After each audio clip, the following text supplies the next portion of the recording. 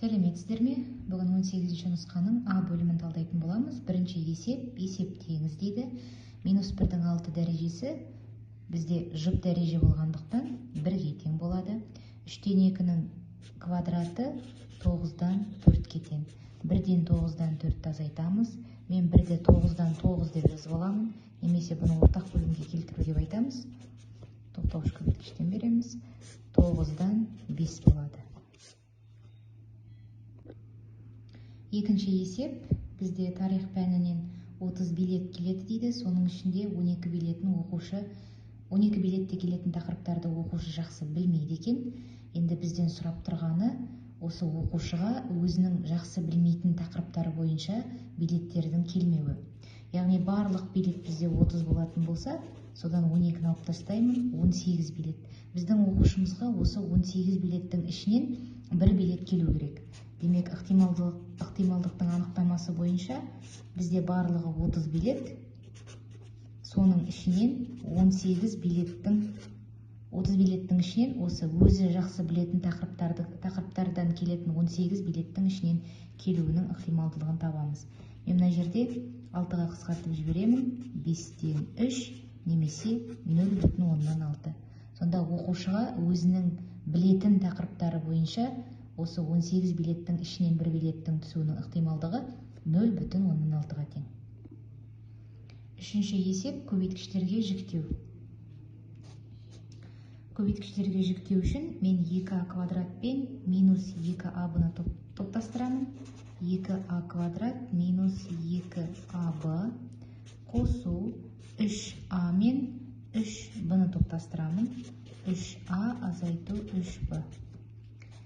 2а квадрат пен 2аб-ның ортақ көбейткіші 2а, жақшаны сырттан шығарамын. А-ның өзі қалады, азайту б қалады, қосу. Екеуіне ортақ көбейткіш 3-ті шығарып жіберемін, а азайту б.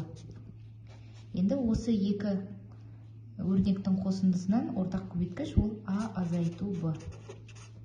Сонда екінші жақшамда 2а қосу 3 қалады. Төртінші есепте екі өрнектің айырмасы түрінде жазыңыз дейді.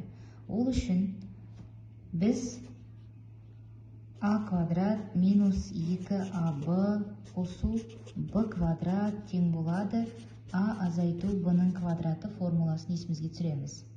Демек, 9 3 санының квадраты, 3а-ның квадраты деген сөз.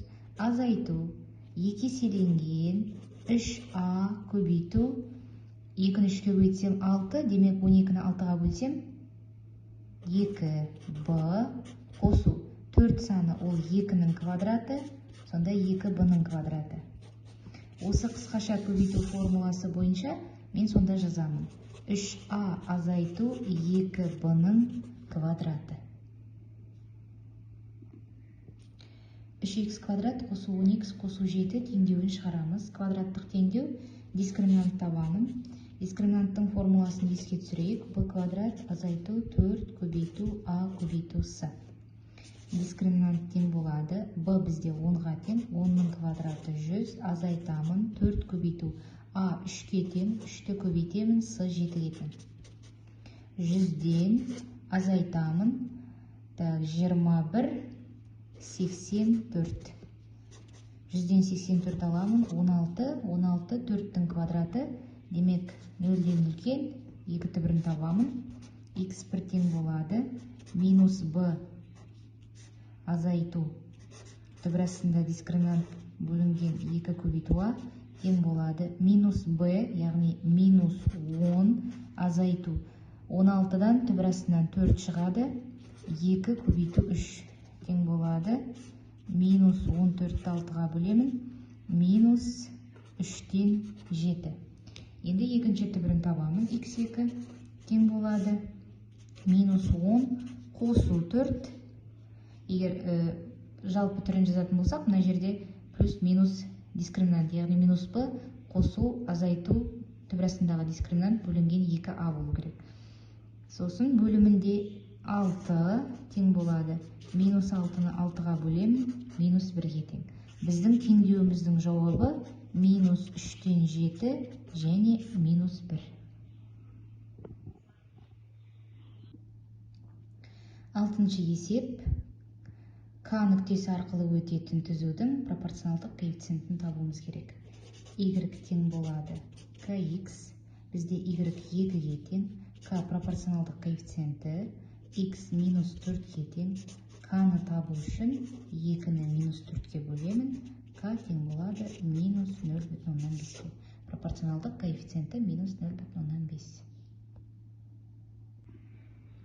Жетінші есеп теңсіздікті шешу. Теңсіздікті шешу үшін, бұл теңсіздікті мен бірінші нөлдерін тауып алу үшін нөлге теңестіремін.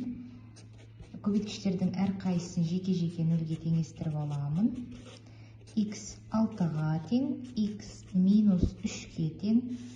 Сан түзуін саламын. Минус 3-ті белгілеймін, бояймыз, себебі бізде қатаң емес теңсіздік. 6 боялады. Интервалдар әдісі арқылы аралыққа бөлемін.